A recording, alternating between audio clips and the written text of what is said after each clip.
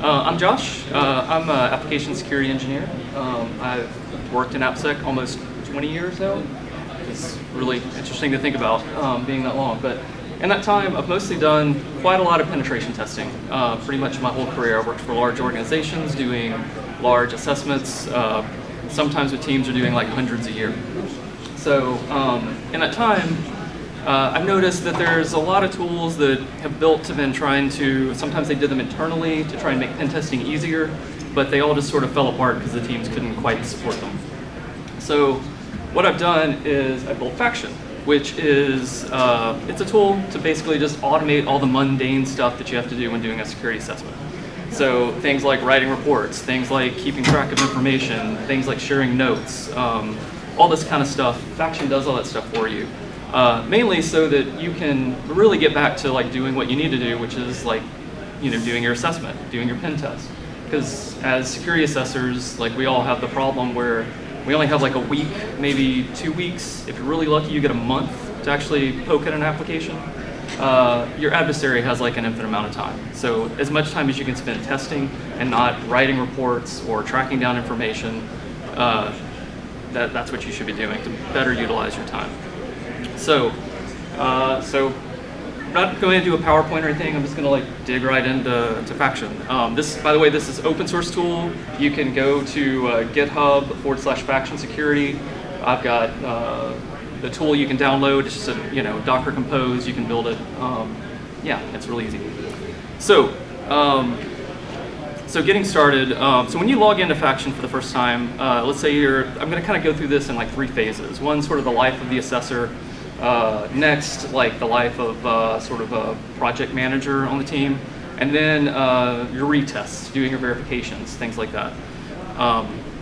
So starting off, like let's say you've got your project managers, they put your assessments in. Over here you can see this is what your workload looks like.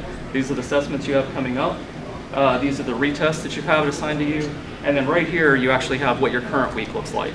And you'll see the assessors you're working with and your basic scope. So immediately you just have your scope right there, your credentials, the URLs that you're having to attack, and everything you need. If you click into the assessment, this kind of brings up the full assessment package. And what you can do here is there's sections here with like default boilerplate, which I'll talk about in a minute. But it's kind of like stuff you're going to put in your report, your scope, your high-level summary, all that kind of stuff. But the main part you're going to focus on is really where your vulnerabilities are going to be entered into the system. So one thing I really hated about doing assessments was I always used a tool like Obsidian or OneNote or something like that. As I'm doing a pen test, I'm getting my screenshots, I'm getting my steps to reproduce, and I'm putting it into this like note-taking application. So then at the end of the assessment, I'm having to like go back, remember what those notes are, maybe sometimes even have to re-exploit them to make sure the steps and everything are right, and then put it into the report, which takes even more time. So I'm doing like double work. Faction is your note-taking app, as well as your penetration testing app. Everything's just going to go directly in here just one time. So let's default. The system comes also with predefined templates and everything for all your common vulnerabilities. I think we have like 75 now. So let's say like we're doing an assessment. We found SQL injection, and yeah, so we'll just select that. And then already we have sort of our severities, impact, likelihood. We have our default vulnerability description and recommendation. Everything you really need to give to the assessment team or the developer to be able to remediate this issue. But it's all in Markdown, it's all customizable. You can take these and then make them your own, add additional information to them. It's really easy. And then down here, you're gonna add like your steps to reproduce. You can copy and paste screenshots and stuff into here. Everything you need to give the developers like the proof of concept of what you've exploited, which I'll go into that a little bit more in a second. So yeah, so I ran through that really quick. Do you guys have any questions before I kind of talk about this next part? Anything? Okay. It's a lot of what I've done mostly is web app assessments, but though this is geared to do like anything, so it's got an integration with Burp Suite. Do you guys, anybody here use Burp Suite a lot? Yeah, okay, awesome. So one thing that's cool about the Burp integration is, let me get it up here.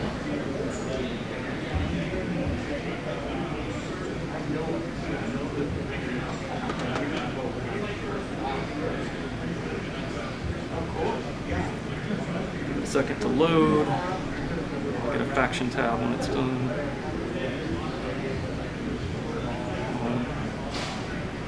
There we go. Okay. So what you can do is, like on Monday morning when you start your assessment, just start burp. And you have your assessment queue, your retest queue, and everything just directly in burp here. And then if you click on the assessment, then you have you have it all like right here in burp. And then if you're then testing with other users, burp's going to start auto-populating the other issues they're finding. And you can actually click on these and see the descriptions and even the exploit steps and stuff, which I'll show kind of in a second. One thing you can do is, as you find, like let's say you find cross-site scripting. So I'm going to go over here to my tab. And so here I have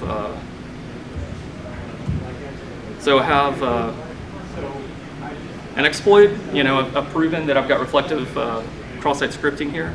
I can just right-click here and then go to Add New Finding.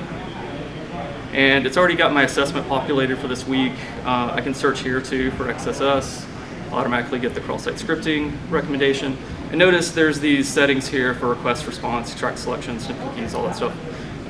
What this will do is, like those sections that you have highlighted in burp, it's going to take those and put those into your report for you. And it's actually going to do something extra, which is going to allow you to share this payload with other assessors on your team. So maybe they're pen testing something else and got something similar. I'll show you in a minute. You'll be able to replay that into your burp from someone else. So let's go here real quick. Let's say add my exploit steps real quick.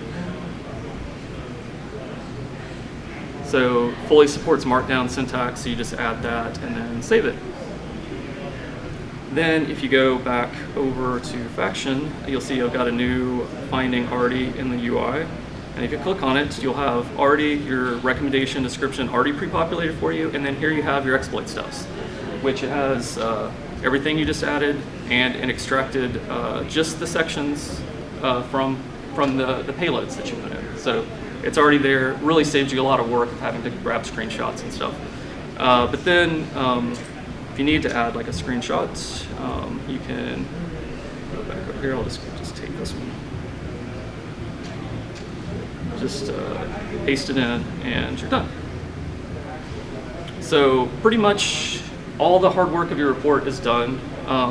If you are, as I was going to show this other part earlier, if you're doing this assessment with others, you can see here's the reflected cross-site scripting. You can click on it and you can see now there's this kind of highlighted thing that says send a repeater. You click that and it's actually just going to add it to repeater. It'll say from faction, and then you can just replay it. So then you can just kind of take different attacks and iterate on them from other players. Might be able to help you with other parts of the assessment you're working on. Any questions before we go on? All right. I know I'm going through this pretty quick, but I think I've only got 30 minutes. So,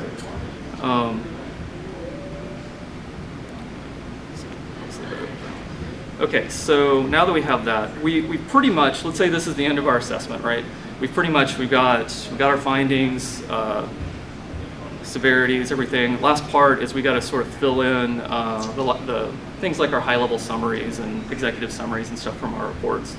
So what we have here on the side is global boilerplates. These with the globe on them are global. These are like user boilerplates. So a lot of times what I notice when doing reports is I'm taking a lot of the same information. I've got sort of a repertoire, if you will, of different snippets that I'll copy and paste into reports that I've fully vetted how the syntax and everything works. So instead of doing that, I've just built it into the platform. So you'll go on and put in, let's see, let's go on and start our executive summary. Notice, I don't know if you can see this real well, but notice this also supports variables. These things are like assessment team, the risk counts, all that stuff. So when you generate the report, it's going to automatically populate that for you. So you don't have to keep going back and oh, I've got 3 criticals now and 5. It'll just automatically update every time you change. So starting off with that, we found cross-site scripting. So this is sort of our default recommendation of how you can fix it. We also had SQL injection. So just copy and paste that. And then we'll kind of put a conclusion. And there you go. So now we've got pretty much our executive summary finished. we're pretty much done with our report at this point. I'm going to go on and finalize it. So we'll generate the report.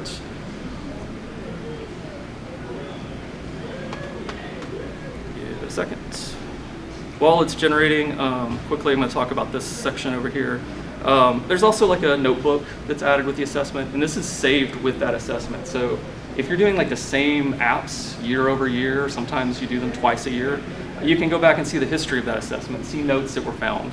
And it gives you a way to share these notes with other users. Maybe you found some interesting payloads that you couldn't quite exploit. You can put it into Faction and share it with your team, and maybe they can do something with it. Let's see. Now our report is done. I'm going to download it. And let's see here. There we go. All right, so here's the report. Notice it's populated with all the information about the current assessment, creates you a table of contents.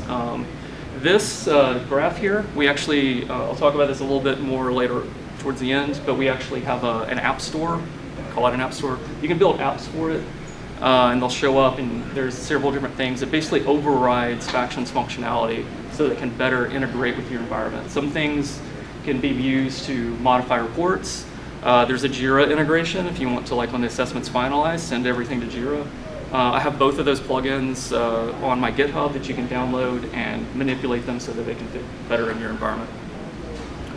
And yeah, so here's the recommendations that we put. Basically, this is all of our boilerplate. And everything just as you'd expect it to be. So yeah, at this point, you're pretty much done with your assessment report. But there's a final kind of part of the assessment is where you really want to have it peer reviewed with other people on your team. So you can submit this for peer review, and what happens then is there's like a new queue that shows up over here. And this lets everybody on your team actually get a look at your report to make sure there's no grammar errors, that you've actually represented the risk correctly, anything that you might want to change before it goes out. And so you can put different notes about the section. See, this looks good. But over here, maybe there's like other errors. Like I'm just gonna,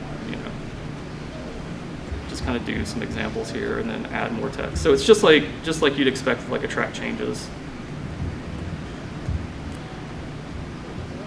And then once you're done, you can complete the peer review. Give me 1 second.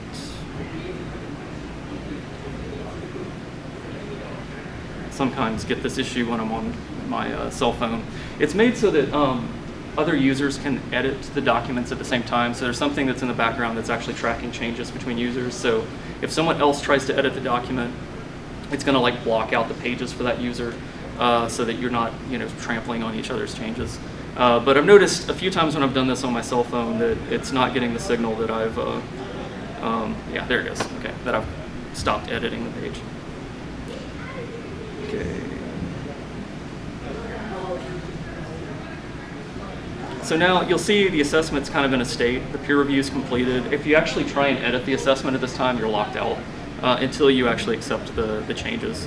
So then you'll kind of go over here and have your, be able to see like what all of your comments are. And you can simply just either accept or reject all. I'll just reject them all for now. And at that point, your assessment's done. So you can actually fully finalize the assessment. When you finalize the assessment, all the vulnerabilities actually go into Faction for tracking. So you can actually, within Faction, set custom SLAs for, let's say you only really want to track critical and high vulnerabilities. So you can set, there's settings where you get warnings when they approach certain dates, and then you get another warning when they're past due. And they'll all actually go into a remediation queue where you can actually get an overview of your entire assessment program. You can see which things are, like, I don't actually have any that are approaching a due date, but they'll show up yellow that they're approaching due dates. And then if they're past due, they'll show up red. So you can see, that way you're really tracking the risk. Because if you're not actually following up on these, what good was the pen test report if they're not actually fixing the risk? So any questions on that? I kind of ran through that really quick. Yeah. At the end of the report, contract's done, the data retention period is over, it's time to get rid of this customer's data out of my system. Is there a handy delete me? That's a good question. Currently, there is not, because, but I guess that's actually something we should add. That's a good point. But most of the places I've worked with this in have been like large organizations where they're basically like they want to keep the data, pretty much forever and make sure that they're tracking it year over year and being able to. There's like another section here on like metrics, so you can see like the health of the applications, how they're doing over time. So I've kind of built it around that, but I think that's a good point, is to have something for like if you're just doing consulting, you might not really need the remediation data. You just want to like kill it after like 6 months or so. Yeah. So, any other questions before we move on? Yeah. Have you played with Defect Dojo before? So I've looked at it just briefly, and mainly because when I was starting to look at doing the remediation section, I also wanted to see what other tools are out there. My experience with it was really slow. I have to say I was more confused by the interface than I wanted to be, and so I got a little frustrated with it. But I know a lot of people use it and love it, so yeah. With integrations with this, you could actually integrate all of your findings with Defect Dojo or something like that. I really wanted this to be like flexible and modular. No organization does assessments the same. Everyone has their own sort of thing that they do. And I wanted to make it so that you could either write extensions for it. There's a full API as well that's like, actually, I'll even show that real quick. If you go to your profile, that's weird.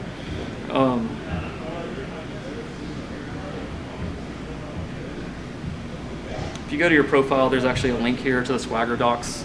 And basically, you have an API key. Eventually, it's going to load. And then you can track vulnerabilities through this. You could integrate it with other systems more sort of like as an intermediary. That's fully available. Any other questions? Yeah. Any plans, working with engineers, taking pen test report findings, usually they want a Jira ticket or some other way of tracking your report. Right. So any plans on integrating? Yeah. Something like that? Yeah, so let me show this real quick. I'll just kind of briefly talk about the App Store. Let's see.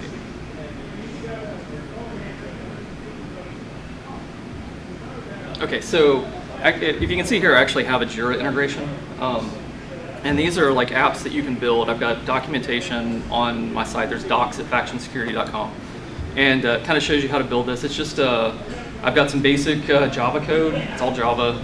You just build a jar file and upload it to the system, and you can do things like even add certain things. Password data is actually going to be encrypted by the system, all that kind of stuff. So in this case, you could add your Jira API key, your Jira information, and if I enable this, then it shows up because this one's only available to assessments, and it's configured so when the event happens that the assessment is finalized, it'll then take all the vulnerabilities and then create Jira tickets for them, and you can configure it so that like I only want to write Jira tickets for high criticals and highs, the others I don't really care about tracking. They're more like recommendations, but anything other than that gets a ticket and has to be done. One thing that's interesting too about the apps is sometimes there could be an order to the way that these need to run. Like you could actually build an app that then makes changes that then feeds into the next app. You can actually control that, and if you set them in different order, it'll actually run those in that order.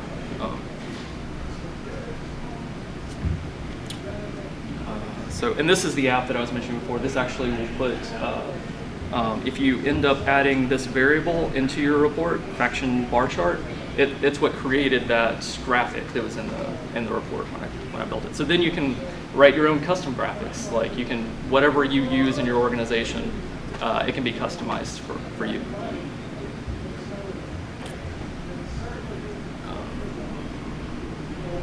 Okay, let's see, scheduling. So one thing I found with some of the organizations that I've been with is that especially, I was on one pen testing team for a financial organization. We had 30 pen testers just on our team, and then we had, I don't know how many contractors, like 2 different vendors of contractors, and we had to manage all of our assessments throughout the year. Sometimes they would schedule at the beginning of the year and have 6 months ready for everybody, and we're all spending 1 week on, and then the next week we're on another assessment. There ended up being a lot of trouble trying to figure out like who's working on what, and is someone out of the office, and just trying to kind of track all that.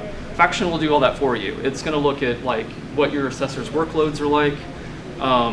Let's say, let me just kind of demonstrate that real quick.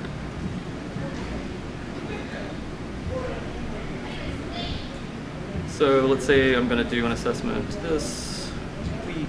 Let's see. Let's do over this time frame. And so you can start to see there's other things that are actually popping up. You can see immediately that these assessors are not free. It'll tell you down here, and then which ones are free.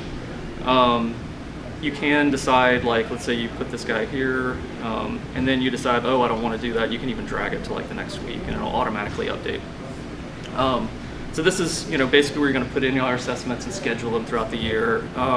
You can even use, there's an upload feature. There's a template. You can actually upload, as many assessments as you want. You might want to schedule them all on a spreadsheet before you put it up, so you don't have to do all the UI stuff. So that's available. And then down here is where you're going to put like your scope, which is what you saw earlier, which immediately just showed my credentials and things. So I'm just going to, just add that. So you can add your full scope here. You can, usually if you're testing in test environments, it's probably fine to just put the test credentials and stuff in here. But if that's not okay, there's an upload feature. So you can do encrypted zips, share your passwords with the team that way. Or you can add other things. Like I've mostly been talking about like, web app and mobile assessments and things, but let's say you're doing like network pen tests and you have a range of subnets and large spreadsheets of like what you're testing. You could use that, just upload whatever artifacts you need to actually perform the assessment this way. All right, so anything else? I'm going to move on to retests. All right, cool. So the final part is you can, as you start tracking a bunch of issues, you'll start having assessment teams that'll start having issues that are ready to test. They'll come back to the project manager and, let them know what's available, or you need to track the app owners down and let them know things are coming due. You can do that all through this interface. And let's say we're just going to look for like a random vuln, like XSS. If you click on the vulnerability, what you'll get into is basically that entire assessment that was associated with that vulnerability. So, because a lot of times the app owners, they don't come back with like, I've just fixed one. They've usually got 2 or 3 that they're doing at a time. So what you can do here is similar to the way we schedule assessments, we can schedule retests. So you can select multiple retests and then put in like your scope that needs to be retested. And then similar, just, select the date ranges, and then you can easily, again, you see who's available and who's not. So you can schedule those users for verifications. You also have like the notes section here. So let me go here. Like a lot of times they'll come back and be, you'll follow up with the team and they don't have the issue ready. So you can start tracking like what your progress is on that. Like the app team's not ready, they had other higher priorities, they're gonna fix it next week, you need to follow up. So you have that history that you're actually following up on remediating those issues. So it all, it's kind of like a mini Jira, kind of does a lot of similar stuff, but keeps it all in one place. Certain things, like for instance, the severity was changed at a certain point, it tracks that. That's kind of like what this box is up here. And then you can do things like, you can change different aspects of the vulnerability. Like, it's got this concept of closing in development, closing in production. A lot of teams that I've worked on, you don't get to test in prod, you only get to test in dev. So you can say it's closed in dev, and then they'll let you know when it's promoted to prod, and then at that point, you close it in prod. But it's how you want to do your assessments. So it's flexible. You might just decide to close in prod. The only difference between these options is when you click close in prod, it stops tracking in the system. So that's the main thing. And then, so when you've scheduled things for retest, this is what the assessor is going to see. This is their retest queue. If you click on any one of these, you're going to get, basically, you'll be able to download the full report. You're going to have, the full assessment details. Like this one didn't actually have details, but on one that does. Let's try this one. Yeah, so this one's got, no, neither one of them do. Doesn't matter, but you get the idea. It's the same thing that you added in the other part, and just compartmentalizes that information. So you don't have to go dig up the old report, figure out which issue they're actually remediating. You just get tied right into it. And then you can just click pass or fail, and then you can add your assessor notes. Fixed in the dev ENV. And then, yeah, complete it. And yeah, that's pretty much, that's most everything. There's some other details. Like I guess I kind of mentioned, you have metrics, so you can see like how your program's doing over time. So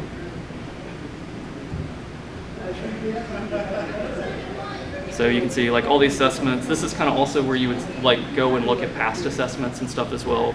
You can see these are the assessments for this campaign. These are the vulnerabilities that were associated with that assessment, and then you can click here and go back into the completed assessment, and then be able to see all the notes and everything that was associated with it at that point in time.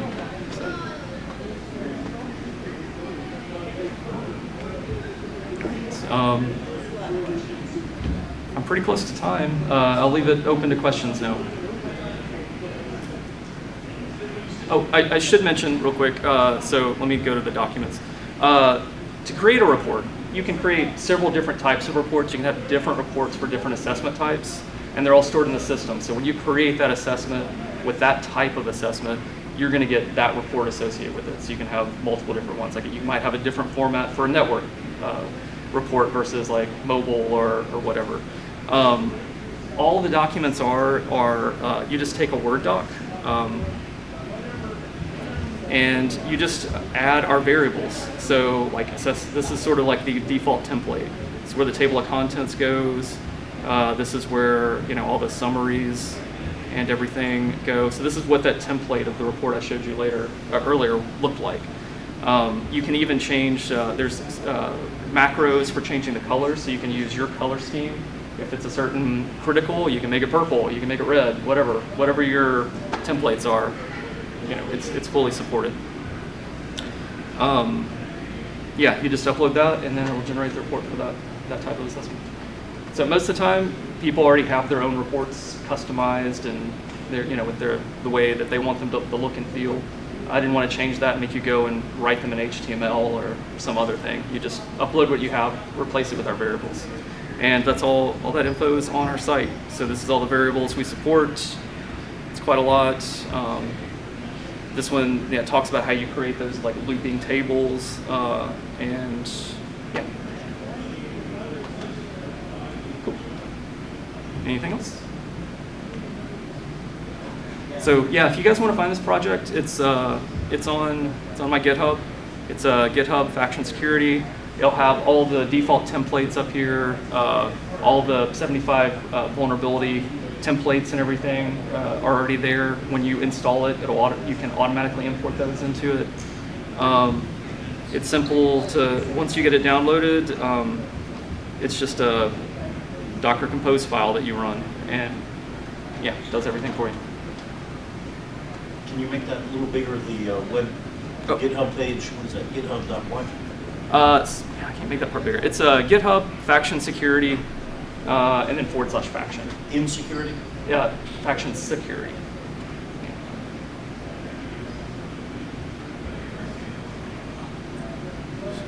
Yeah, I should have created like a QR code or something. Copy and paste the URL in a text Oh, editor yeah. where they can see it. That would be smart. Thank you.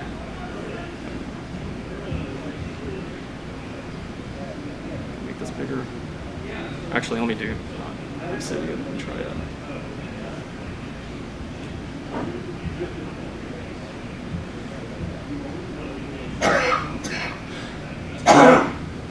There we go. All right, well, thank you guys. Appreciate it.